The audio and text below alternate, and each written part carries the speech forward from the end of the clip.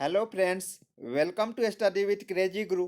Friends, आज के इस वीडियो में हम लोग डीआरडीओ सेप्टेम्बर 10 ए की ओर से जो जॉब नोटिफिकेशन निकला था स्टेनोग्राफर के लिए, एडमिनिस्ट्रेटिव असिस्टेंट के लिए, स्टोर एंड सिक्योरिटी असिस्टेंट के लिए, ड्राइवर में क्या आ जाता है, vehicle operator and fire engine driver और फायरमैन। इसका आज हम लोग एप्टीट्यूड का क्लास देखने वाले हैं, मैथ का क्लास देखने वाले हैं और इसका टेस्ट सीरीज 15 देखने वाला है। इससे पहले 14 टेस्ट सीरीज अपलोडेड है, अगर वो नहीं देखे हैं तो ये वीडियो देखने के बाद वो देख सकते हैं। और सारे एप्टीट्यूड का ये जो क्वेश्चन है ये प्रीवियस ईयर बेस्ड आधारित है और जो नया एग्जाम पैटर्न आया है उस पर बेस्ड आधारित है। ओके, एग्जाम पैटर्न पर आधारित है। और आप लोगों को हम बता दें कि देखिए 75 क्वेश्चन पूछे जाएंगे, जिसमें से आपका जो क्वेश्चन एप्टीट्यूड से पूछे जाने की संभावना है 17 से 20 क्वेश्चन ऐसे हैं जो एप्टीट्यूड से पूछे जाएंगे। ओके, तो 75 क्वेश्चन कहाँ कहाँ से पूछे जाएंगे? एप्टीट्यूड से, रीजनिंग से, जनरल अवेयरनेस से और जनरल इंग्लिश से। ये चारों सब्जेक्ट से आपको कितना 75 क्वेश्चन पूछे जाएंगे। तो क्या है कि अपने पास ये नया एग्जाम पैटर्न पे आधारित ई बुक है। तो ई बुक में क्या है कि आपको ये चारों सब्जेक्ट का पीडीएफ है, पीडीएफ फॉर्मेट में मात्र 70 रुपीज़ में, 70 रुपये में मात्र चारों सब्जेक्ट, एप्टीट्यूड भी 4 सब्जेक्ट यानी कि ऑल सब्जेक्ट, रीजनिंग भी, जनरल अवेयरनेस भी और जनरल इंग्लिश, ये चारों सब्जेक्ट का आपका क्या जो ई बुक है वो मात्र 70 रुपीज़ में दिया जाएगा। आप बोलिएगा सर इतना कम प्राइस। देखिए ये भी प्राइस बुक का नहीं है, ये ई बुक का प्राइस नहीं है। ये क्या चीज़ का प्राइस है? तो ये मेंटेनेंस चार्ज जो study with crazy Guru team द्वारा जो वर्क किया जाएगा पीडीएफ सेंड करने में, वो लिया जाता है। और एक बार ले लिए मतलब आप हमारे study with crazy Guru team से जुड़ गए, जितना भी नया पीडीएफ आएगा सब आपको बार बार सेंड किया जाएगा। नंबर यह है 7564864459। इस नंबर पे आप क्या कर सकते हैं, पेमेंट कर सकते हैं। पेमेंट करके इसी नंबर पे आपको व्हाट्सअप करना है और ई बुक आपको 10 मिनट के अंदर प्रोवाइड करा देंगे और पेमेंट स्क्रीनशॉट सेंड करना है। ओके, तो चलिए आज का जो क्वेश्चन है वो हम लोग स्टार्ट करते हैं। देखिए आज का इजी क्वेश्चन है, लेकिन ऐसे ऐसे क्वेश्चन भी देखने को मिल जाता है। हम समझ रहे हैं इजी है, लेकिन आगे अच्छा अच्छा क्वेश्चन है, टेंशन मत लीजिए। देखिए 7 + 3√5 उसके बाद इंटू 7 - 3√5 का वर्गमूल क्या होगा। इजी है, लेकिन वर्गमूल जब इसका वर्गमूल कोई भी चीज़ का वर्गमूल करते हैं तो इसके ऊपर ये अंडर रूट कर देते हैं ना। तो वर्गमूल क्या, वर्ग नहीं ना पूछा, वर्गमूल पूछा है तो अंडर रूट कर देंगे। तो अंडर रूट सॉल्व करने के लिए ये आपको किसी फॉर्मेट में दिख रहा है, 7 है, यहाँ भी 7 है, 3√5 है, यहाँ भी 3√5 है, यहाँ प्लस है और यहाँ माइनस है। तो ये इस फॉर्मेट में नहीं दिख रहा है, a+b और a इंटू a-b। तो इसको हम लोग क्या लिख सकते हैं, a² आप क्या माइनस b², इस फॉर्मेट में लिख सकते हैं। तो सेम चीज़ यहाँ a+b और a-b का है। तो a² यानी कि 7 यहाँ a हो गया 7 का स्क्वायर माइनस b², b क्या हो जाएगा 3√5, 3√5 का स्क्वायर। तो इसको 7 का स्क्वायर कितना 49 हो जाएगा और 3√5 का स्क्वायर कितना 45 हो जाएगा। जब सॉल्व कीजिएगा 3 का स्क्वायर 9 हो जाएगा, इंटू √5 है तो इसका स्क्वायर करेंगे तो 5 हो जाएगा। तो 9 × 5 = 45, 9 × 5 कितना 45 हो जाएगा। तो 49 में से अगर 45 जाएगा तो कितना 4 आ जाएगा। √4 = 2, तो इसका आंसर क्या हो जाएगा 2 हो जाएगा। तो सिंपल ये वर्गमूल से पूछा था। उसके बाद देखिए अगला क्वेश्चन 52 क्या है। एक व्यक्ति एक समबाहु त्रिभुजाकार, क्या समबाहु त्रिभुजाकार, मान लीजिए समबाहु त्रिभुजाकार मैदान पर 20 kilometre per our, 24 kilometre per our और 30 किलोमीटर पर आवर की गति से क्या यात्रा करता है। यात्रा की औसत गति, एवरेज जो स्पीड है वो पूछा है। जो यात्रा है, ट्रैवलिंग है, उसका एवरेज स्पीड पूछा है।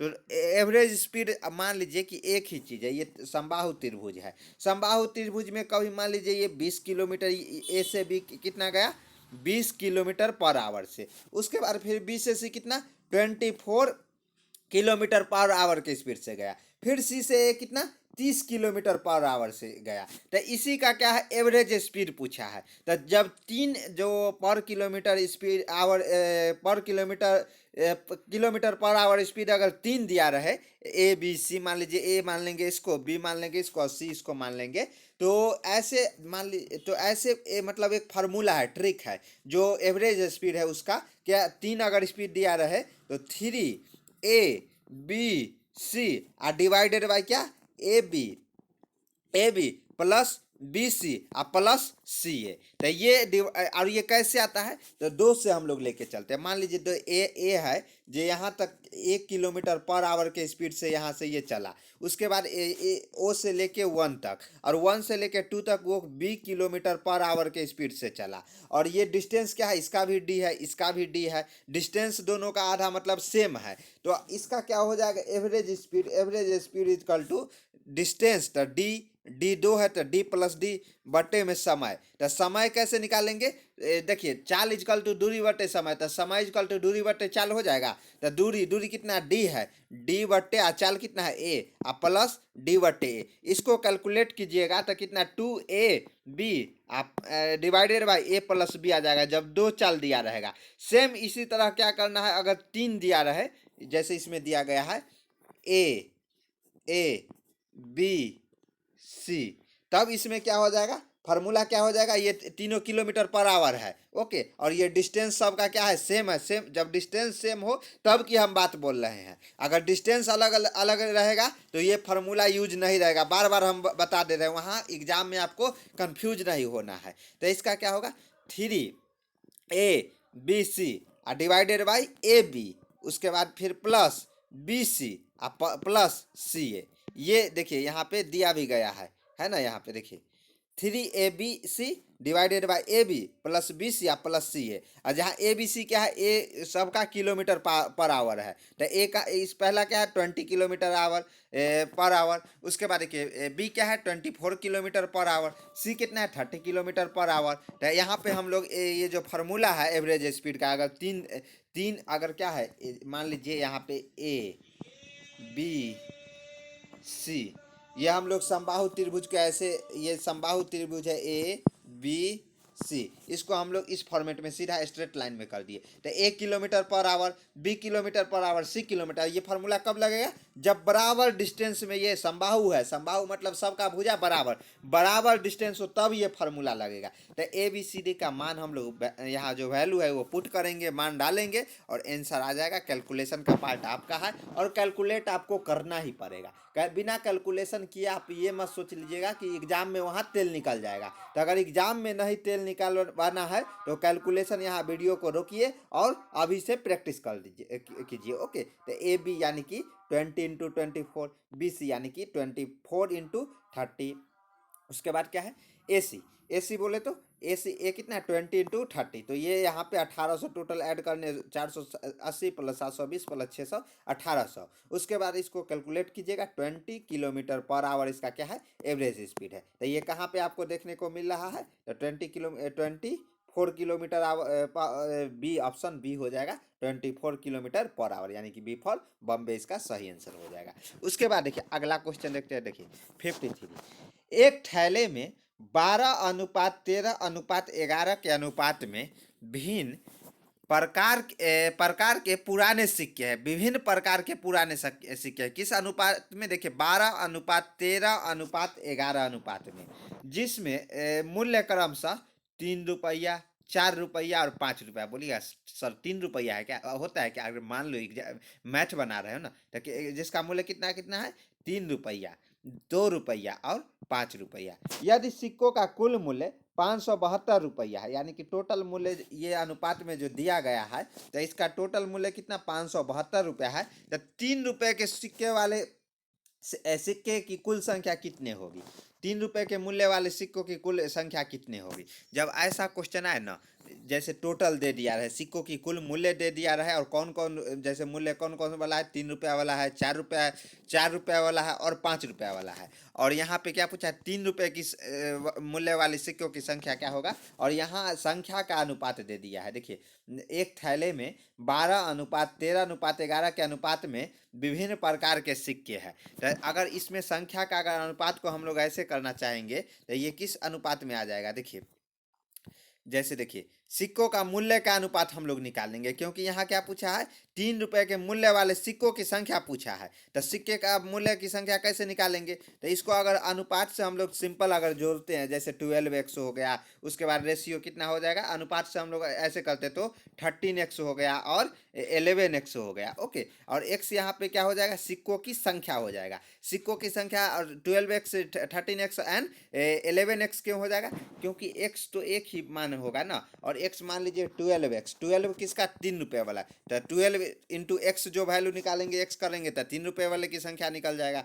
13x इंटू 13 इंटू एक्स करेंगे तब 4 रुपये वाले सिक्कों की संख्या निकल जाएगा। 11 इंटू एक्स कितना हो जाएगा, इसका हो जाएगा। लेकिन यही अगर हम इसका क्या करेंगे, मूल्य, देखिए यहाँ पे क्या है, सिक्कों का मूल्य का अनुपात, तो मूल्य हमको निकालना है, तो संख्या कितना हो जाएगा, 12x हो जाएगा। एक्स मान लीजिए, एक्स संख्या है, टोटल सिक्कों की संख्या है। ओके, तो टोटल सिक्कों की संख्या है, तो 12x मतलब क्या हो जाएगा, ये इसका हो जाएगा, क्या हो जाएगा, एक्स हम लोग मान लेते हैं, जब अनुपात हटाते हैं ना तो वो हम मानना पड़ता है।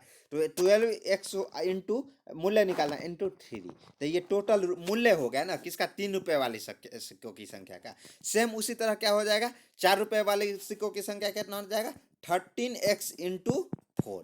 वही 5 रुपये वाले की संख्या कितना हो जाएगा, 11x इंटू 5।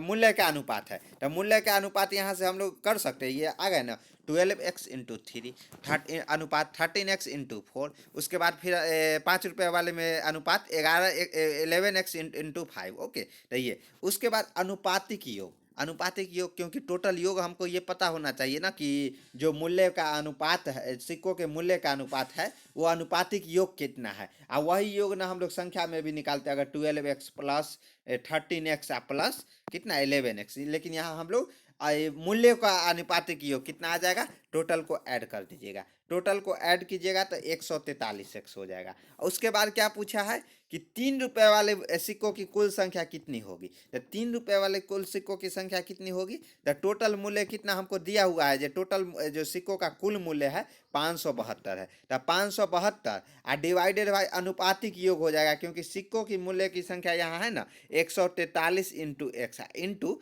3 रुपये की सिक्कों की संख्या, संख्या कितना हो जाएगा 12x ना, तो इंटू 12x हो जाता। अगर वही 4 रुपये वाला पूछता तो 13x हो जाता, अगर 5 रुपये वाला पूछता तो 11x हो जाता। ओके, तो ये ध्यान रखिएगा, जो पूछेगा आपको वो आंसर निकाल के दे देना है। लेकिन यहाँ पे हमसे क्या पूछा है, 3 रुपये वाले की, तो 3 रुपये वाले की पूछा है, तो यहाँ पे क्या आ जाएगा इंटू 12x हो जाएगा। ये तो क्या हो जाएगा, अनुपात जो कि टोटल वैल्यू दिया है, जो टोटल रुपया कितना है 572, और अनुपातिक योग हम लोग 143x निकाले हैं। यहाँ क्या होगा, x से x डिवाइड हो जाएगा। उसके बाद सिंपल कैलकुलेट कीजिएगा तो कितना 48 आ जाएगा, यानी कि जो 3 रुपये वाले टोटल सिक्कों की संख्या है कितना है 48 है। तो option number A for Agra हो जाएगा, 48 इसका सही आंसर हो जाएगा। अगर मान लीजिए यहाँ पूछ देता 4 रुपये वाली सिक्कों की संख्या कितनी हो जाएगी, तो यहाँ पर जो आपको दिख रहा है 12x, यहाँ पे जो आपको दिख रहा है 12x, ये जो 12x दिख रहा है, यहाँ पे 13x लिख देते और सिंपल 4 रुपये वाले सिक्कों की संख्या निकल जाता। अगर वही 5 रुपये वाली की तो 12x की जगह 11x लिख के कैलकुलेट कर देते, तो वहाँ पे 5 रुपये वाली सिक्कों की संख्या निकल जाता। ओके, तो ऐसे क्वेश्चन को मतलब तोड़िए, ताकि वहाँ एग्जाम में अगर एग्जामिनर आपके साथ खेले ना, तो आप उसके साथ खेल जाइए। बस खेलना है। उसके बाद देखिए क्या है, 10 सेंटीमीटर भुजा वाले एक षडभुज का क्षेत्रफल क्या होगा। सिंपल क्वेश्चन है। अब ये कैसे ऐसे ऐसे क्वेश्चन आपको यहाँ लग रहा है सिंपल, लेकिन ये सब फार्मूला आपको याद रखना है, वहाँ पे आपको सिंपल नहीं लगेगा, लोग कंफ्यूज हो जाते हैं। ओके, तो देखिए 10 सेंटीमीटर वाले समषडभुज का क्षेत्रफल ज्ञात कीजिए। तो जो षडभुज है, यानी कि 6 भुजा मतलब सेम भुजा का जो लंबाई है वो सेम रहता है, तो समषडभुज का क्षेत्रफल होता है 6 इंटू जो क्षेत्रफल है 6 into under root 3 divided by 4 into भुजा का स्क्वायर। यहाँ भुजा मतलब भुजा का कितना है, भुजा का दे दिया है कितना, 10 सेंटीमीटर, ए इक्वल टू कितना 10 सेंटीमीटर भुजा का जो लंबाई है वो दे दिया है कितना 10 सेंटीमीटर। तो यहाँ पर सब कुछ तो दिया है, केवल भुजा का जो 10 सेंटीमीटर भुजा का स्क्वायर है, तो भुजा का वैल्यू है वो पुट करके और इजीली ये आप कैलकुलेट कर सकते हैं। तो कितना आ जाएगा, जब कैलकुलेट कीजिएगा 150√3। ये कैलकुलेशन का पार्ट आपका है और वीडियो रोक के कैलकुलेट की करके तब आगे बढ़ना है। ओके, उसके बाद देखिए अगला क्वेश्चन देखते हैं 55। 55 क्या है, देखिए किसी वस्तु को 1512 रुपये में बेचने पर उसी वस्तु को 879 रुपये में बेचने पर प्राप्त हानि से 11% अधिक लाभ प्राप्त होता है। तो उस वस्तु का लागत मूल्य ज्ञात कीजिए। देखिए क्वेश्चन समझिए, ऐसे ऐसे क्वेश्चन फंसाएगा आपको, और आपको फंसना नहीं है क्योंकि स्टडी विथ क्रेजी गुरु के साथ आप पढ़ाई कर रहे हैं।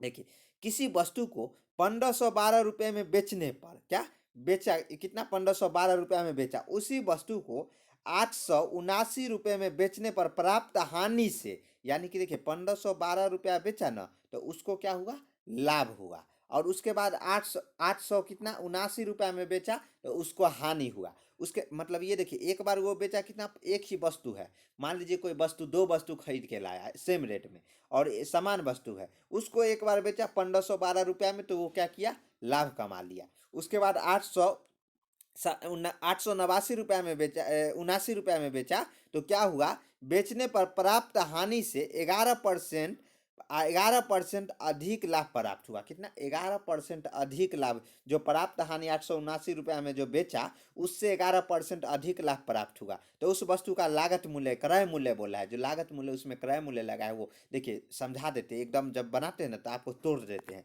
कैसे, तो सबसे पहले हम लोग मान लेंगे कि जो वस्तु का लागत मूल्य, क्रय मूल्य बोल लीजिए, वो 100 रुपया है। उसके बाद क्या है कि लाभ निकालना है, तो लाभ 1512 रुपया में वो कितना बेचा है, मान लीजिए एक्स में वो खरीद के लाया, 1512 में बेचा है, तो लाभ क्या हो जाएगा, 1512 माइनस एक्स टोटल उसका लाभ हो जाएगा। मान लीजिए 100 रुपया में खरीद के लाया, अब 1512 रुपया में बेचा, मान लीजिए एक्स को हम लोग 1000 मान लेते हैं, तो 1512 में बेचा, तो 1512 अब माइनस 1000, यानी कि 512 रुपया उसको लाभ हो गया। सेम यही इसी तरह यहाँ 100 रुपया क्रय मूल्य है जो कि लागत मूल्य है, तो क्या है कि लाभ इसमें से 1512 बेचा है, उसमें से एक्स माइनस हो जाएगा ना, तो वही लाभ हो जाएगा। हानि, तो हानि में क्या होगा, 700, मान लीजिए 1000 रुपया में ये खरीद के लाया था और क्या किया है कि वो 879 रुपया में ही बेच दिया है, तो 1000 में से ये घटा देंगे 879, वही ना अपना हानि निकल जाएगा। तो लाभ और हानि हम लोग यहाँ पे निकाल दिए हैं। लाभ एक्स का वैल्यू निकल जाएगा, वही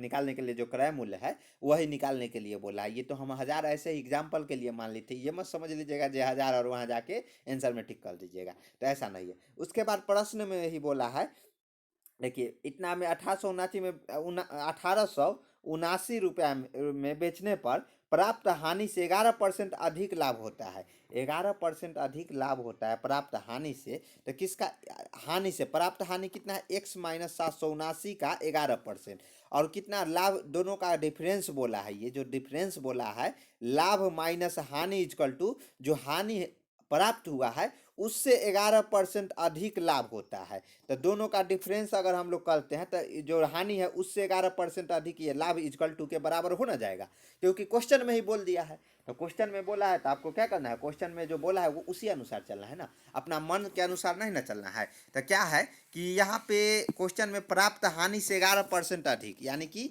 ये प्राप्त एक्स माइनस 879 का 11%, और दोनों का डिफरेंस हो जाना चाहिए उससे, मतलब 11% अधिक। तो यहाँ से हम लोग अगर कैलकुलेट करेंगे, 11% है तो इसको हम लोग परसेंट से हटाएंगे तो क्या हो जाएगा, अगर 11% है तो इसको 11/100 लिख सकते हैं ना, तो वही ना 11/100 यहाँ पे लिखा गया है। इसको हम लोग x का मान यहाँ से इजीली कैलकुलेट कर सकते हैं। ओके, तो x का मान यहाँ से आप कैलकुलेशन का पार्ट है, आप कीजिएगा 1179 रुपया में क्या है, वस्तु मतलब क्रय मूल्य है, जो यहाँ पे लागत है वो वस्तु पर लागत मूल्य 1179 रुपया है, जो कि ऑप्शन नंबर बी में है, इसलिए इसका आंसर क्या हो जाएगा, बी फॉर बॉम्बे 1179 रुपये में। यानी ये समझ लीजिए 1179 रुपये में वो कोई वस्तु खरीद के लाता है, एक बार वही वस्तु को वो 1512 रुपये में बेच देता है, और एक बार क्या करता है 879 रुपये में ही बेचना पड़ जाता है उसको। तो एक बार तो लाभ हुआ और एक बार क्या हो जाएगा, हानि हो जाएगा। तो वही है 11% अधिक। और क्या है यहाँ पे ये बोला है निकाल,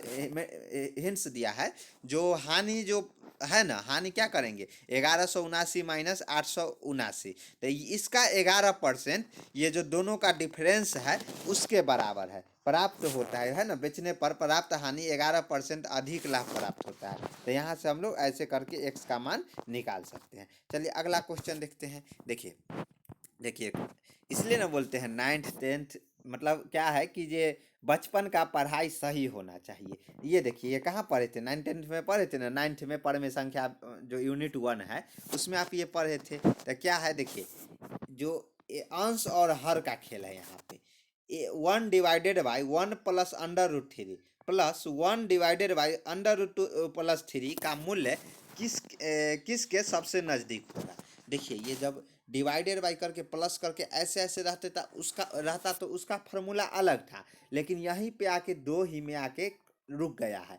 तो ऐसा क्वेश्चन आए ना 10th, मतलब वो जो 9th क्लास में पढ़े थे पर में संख्या वाला जो यूनिट 1 था, उसमें चैप्टर 1 था, तो उसमें हम लोग देखे थे, क्या देखे थे कि अगर इस तरह के क्वेश्चन रहे और ये किसके सबसे नज़दीक होगा, ये पॉइंट डेसिमल में हमसे पूछे, तो क्या करना है। देखिए 1 डिवाइडेड बाई 1 प्लस कितना, 1 प्लस अंडर रूट 2 है, तो 1 डिवाइडेड बाई 1 जो हर दिया रहेगा 1 प्लस अंडर रूट 2 है, तो इसको हम लोग 1 divided by 1 plus under root 2 है, इसको हर को हम लोग क्या करते हैं, यहाँ प्लस है तो उसी को हम लोग ऊपर ले जाके ऊपर नीचे माइनस से गुना कर देते हैं। कैसे, 1 माइनस अंडर रूट और divided by 1 minus under root 2।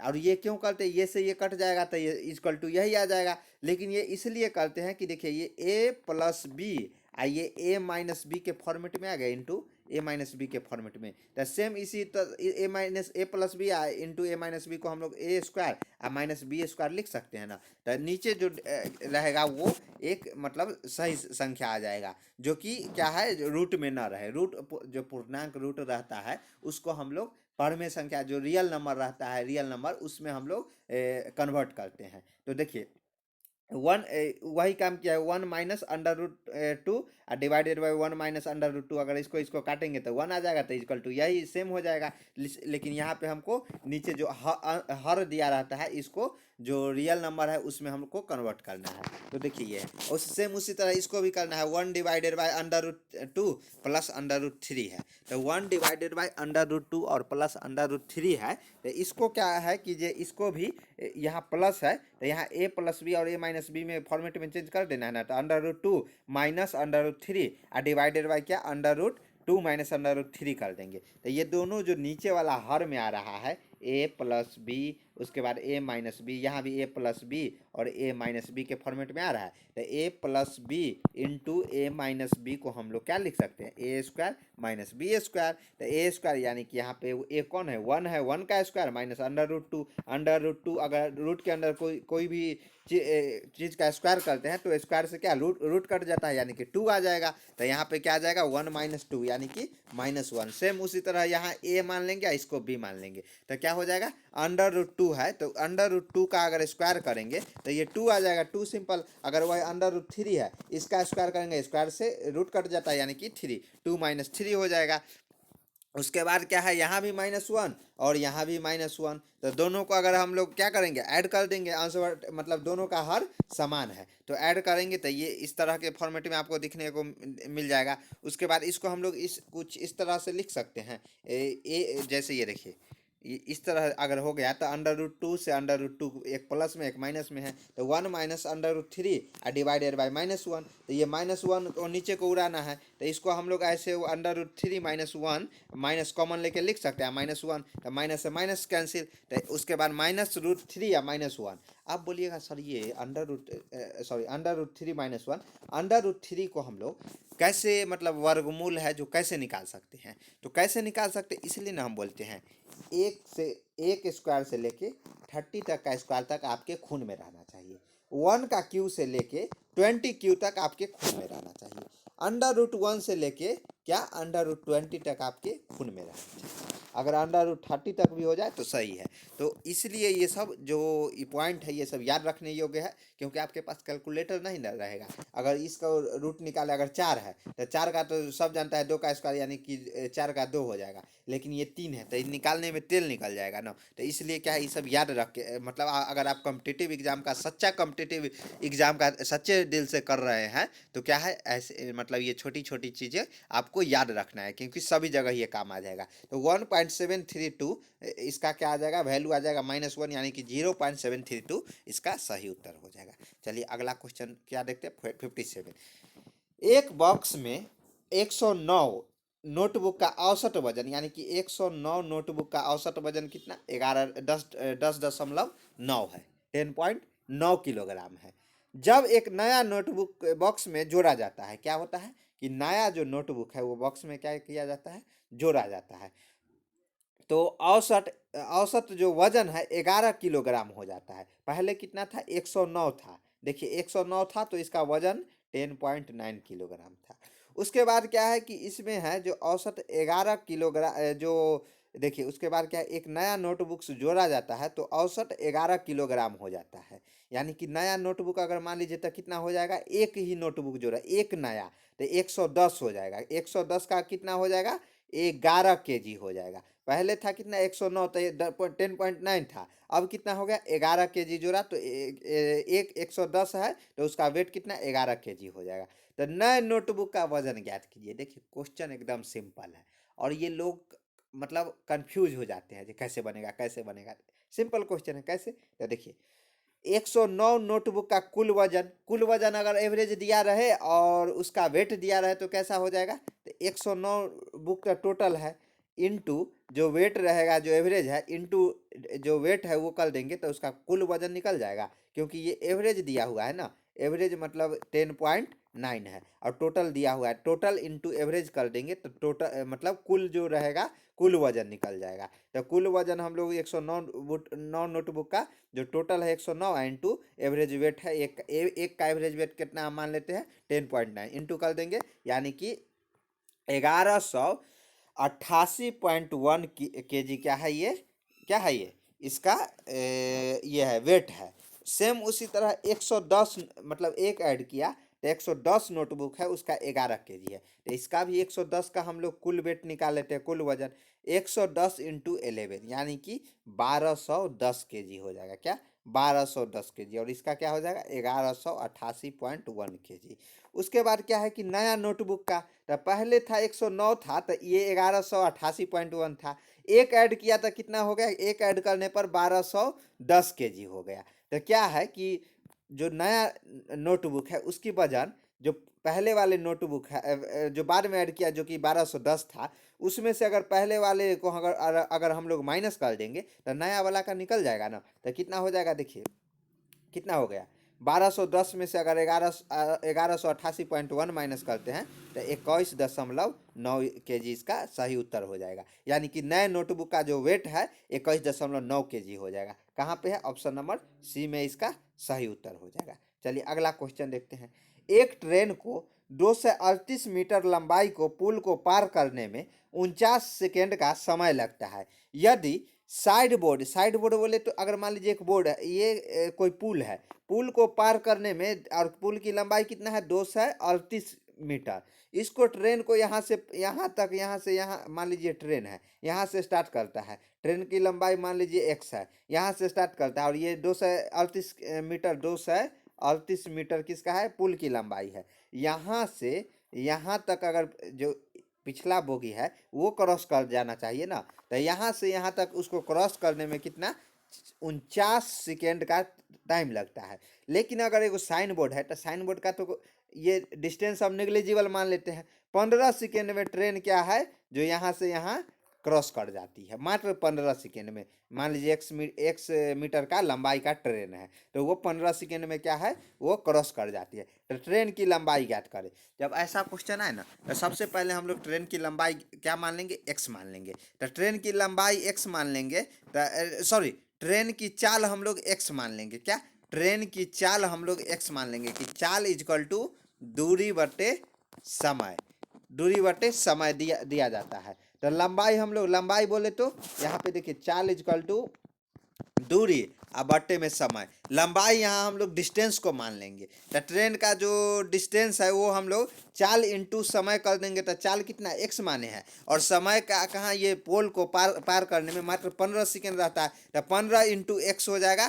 तो ये चाल मतलब दूरी यानी कि डिस्टेंस हो जाएगा। ओके, डिस्टेंस हो जाएगा किसकी, ट्रेन की जो डिस्टेंस है, जो लंबाई है, ट्रेन की लंबाई है 12 इंटू एक्स हो जाएगा। कहाँ से निकला, वही चाल इजकल टू यहाँ जो सेकेंड वाला जो दिया गया हिंट्स दिया गया है एक साइन बोर्ड का तो ये लंबाई नहीं ना रहता है, 15 सेकेंड लगता है। तो 15 सेकेंड लगता है तो हम लोग ट्रेन की लंबाई ज्ञात कर सकते हैं, क्योंकि चाल एक्स मान लेते हैं, चाल एक्स किलोमीटर पर सेकेंड से वो क्या कर रहा है, क्रॉस किया। और तो चाल इजकल टू दूरी बटे समय, दूरी यहाँ पे क्या मानेंगे, दूरी ट्रेन की लंबाई मानेंगे आज समय। तो समय दिया 15 सेकेंड इंटू चाल, चाल हम लोग एक्स माने तो 15 इंटू एक्स की ये क्या हो जाएगा, ट्रेन की लंबाई हो जाएगा। अब क्या बोला है प्रश्न से, क्या है प्रश्न से, उसके बाद फिर अगला चाल एक ही रहेगा।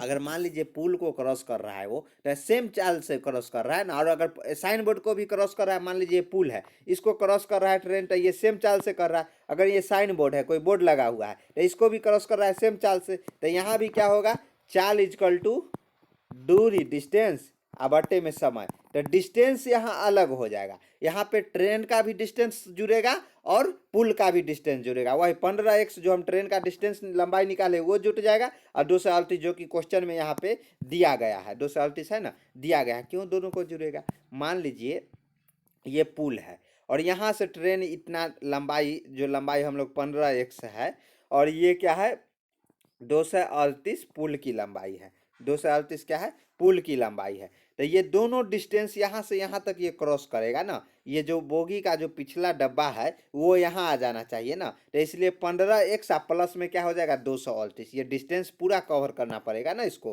तो यही है, इसको क्रॉस करने में पूरा टाइम कितना लगेगा, तो कितना लगेगा, ये टोटल मतलब ऐड हो जाएगा डिस्टेंस। तो चाल कितना है, x जो पहले ही मान चुके हैं। दूरी हम लोग डिस्टेंस कितना 200, ट्रेन का पुल का डिस्टेंस प्लस ट्रेन का डिस्टेंस और डिवाइडेड बाई समय यहाँ टोटल समय कितना 49 सेकेंड लग रहा है। तो 49 डिवाइडेड बाई समय हो गया। यहाँ से हम लोग क्या करेंगे, एक्स का वैल्यू निकाल लेंगे। तो एक्स का वैल्यू निकालेंगे, देखिए क्या करेंगे 49 इंटू एक्स हो जाएगा। उसके बाद ये 15x इधर प्लस में है तो उधर जाएगा तो क्या आ जाएगा, माइनस में आ जाएगा। तो यहाँ से हम लोग x का वैल्यू निकालते हैं तो x इजकल टू 7 आ जाएगा। लेकिन ये x क्या 7 क्या मीटर पर सेकेंड इसकी चाल आ गया, क्या आ गया, चाल आ गया, मीटर पर सेकेंड क्या आ गया, चाल आ गया है। लेकिन क्या है कि ये ट्रेन का जो लंबाई है, तो लंबाई निकाल 15x है ना, तो x का वैल्यू यहाँ अगर हम लोग पुट कर देंगे तो 15 इंटू एक्स, 15 इंटू एक्स यानी कि x का वैल्यू यहाँ हम लोग 7 पुट करते हैं तो क्या 105 हो जाएगा। ओके, तो 105 मीटर इसका सही उत्तर हो जाएगा।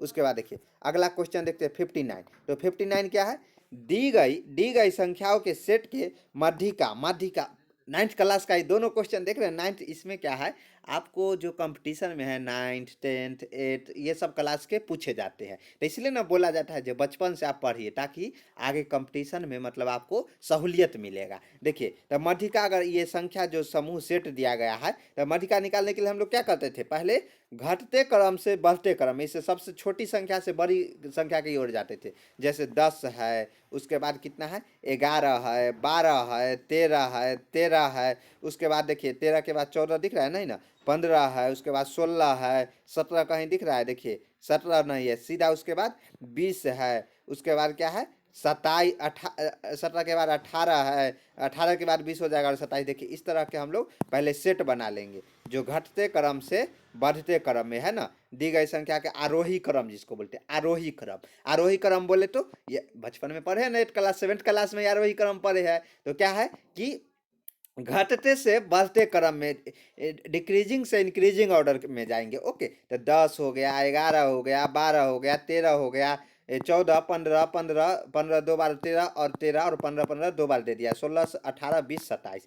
तो यहाँ पे क्या है टोटल नंबर संख्या देख लेंगे, 10 है, 11 है, 12 है, 13 है, मतलब 1 2 3 4 5 6 7 8 9 10 11, टोटल संख्या 11 दिया गया है। कितना 11 दिया गया, तो वो n हो जाएगा। तो n यानी कि ऑड आ गया। तो ऑड बोले तो ऑड मध्य का ऑड निकालने के लिए क्या फॉर्मूला होता है, n+1 अब डिवाइडेड बाई 2, अगर वही इवन रहता तो n/2 हो जाता, तो n+1 डिवाइडेड बाई, तो 11+1 डिवाइडेड बाई 2 यानी कि 12/2 यानी कि छठवां पद। तो छठवां पद आप इसमें मत देखिएगा, ये क्वेश्चन में इस तरह नहीं 1 2 3 4 5 6 13 करके आंसर आ जाइएगा, ऑप्शन में भी रहेगा, गलती हो जाएगा। जो आरोही क्रम में सजाए हैं ना, यहाँ पे देखिए जो आरोही क्रम में सजाए हैं 1 2 3 4 5 6, तो ये 15 हो जाएगा। तो ये छठवां पद है, तो इसको आरोही क्रम में सजाने पर छठवां पद है, तो ये 15 इसका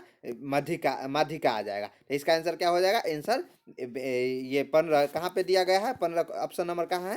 सी फॉर चेन्नई इसका हो जाएगा, 15 आंसर हो जाएगा। चलिए अगला क्वेश्चन देखते हैं। देखिए क्वेश्चन नंबर 60 एकदम इजी क्वेश्चन है, लेकिन और बोलेंगे सर ऐसा ऐसा क्वेश्चन आता है क्या? हाँ ऐसा क्वेश्चन आता है, लेकिन आप फंस जाइएगा। क्यों? क्योंकि देखिए इसमें ट्रिक है, ट्रिक दो मतलब बेसिक ट्रिक है। पहला है जो पहले का करी तब करी मतलब तब करी भागा तब गुना तब जोड़ घटावा, मतलब क्या इंग्लिश इन इंग्लिश पहले ऑफ, उसके बाद डिवाइडेड करना है, उसके बाद गुना करना है, मल्टीप्लाई करना है, उसके बाद प्लस, उसके बाद माइनस करना है। और हिंदी में पहले का मतलब का को हटा के हम लोग पहले गुना का करेंगे, उसके बाद भाग करेंगे, उसके बाद फिर गुना, ये गुना वाला चिन्ह और भाग वाला, देखिए का रहेगा तो का को हटा के पहले हम लोग गुना करेंगे, लेकिन अगर गुना रहे तो भाग, अगर इसको का वाले को भाग से पहले करेंगे। लेकिन अगर ये गुना रहे तो गुना वाले को हम लोगों को क्या करना है? भाग के बाद करना है, उसके बाद प्लस और उसके बाद माइनस, और उसके बाद ये तो हो गया ये मतलब साइन वाले के हो गया। लेकिन जो कोष्ट है जिसमें किसको सबसे पहले जो ऊपर वार दिया गया है, वार जिसको बोलते हैं, तो इसको सॉल्व करना है, यानी 6 × 5 पहले सॉल्व होगा। उसके बाद क्या होगा कि ये होता है बड़ी कोष्ट, उसके बाद ये होता है मध्य कोष्ट और ये छोटी कोष्ट होता है। तो जब कैलकुलेट कीजिएगा तो पहले छोटी कोष्ट वाले को खींचिएगा, तब मध्य कोष्ट, तब बड़ी कोष्ट, उसके बाद जो बड़ी कोष्ट के बाहर दिया रहेगा उसको सबसे लास्ट में करना है। कैसे? तो देखिए देखते हैं हम लोग। सबसे पहले तो ये क्वेश्चन जैसे था वैसे पूरा हम यहाँ पे नोट कर दिए हैं। उसके बाद क्या है कि ये देखिए 6 × 5 है, ये बार वाले को 30 है, ये हम किए। उसके बाद क्या है इसमें भी देखना है, ये जो बाहर वाला इसको सबसे लास्ट तक लेके आया है ना, तो इसको सेम रहने देना है। उसके बाद क्या है, ये छोटी कोष्ट है, ये छोटी कोष्ट वाले को क्या करना है? छोटी कोष्ट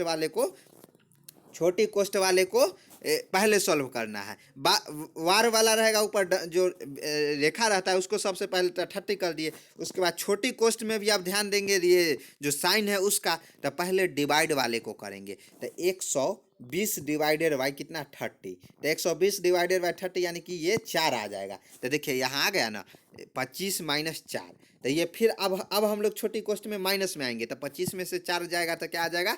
21 आ जाएगा। उसके बाद अब क्या करना है? अब मध्य कोष्ट, ये जो मध्य कोष्ट दिया गया है इसको सॉल्व करेंगे। इसमें भी क्या है 105 डिवाइडेड बाई 21, तो 105 डिवाइडेड बाई 21 करेंगे तो कितना? 5 से कटेगा, तो यहाँ 5 आ गया। उसके बाद अब क्या? अब बारी किसकी? बड़ी कोष्ट की। ये जो बड़ी कोष्ट है और इसमें एक ही है तो प्लस हो जाएगा, यानी 47 + 5 यानी कि 52 हो जाएगा।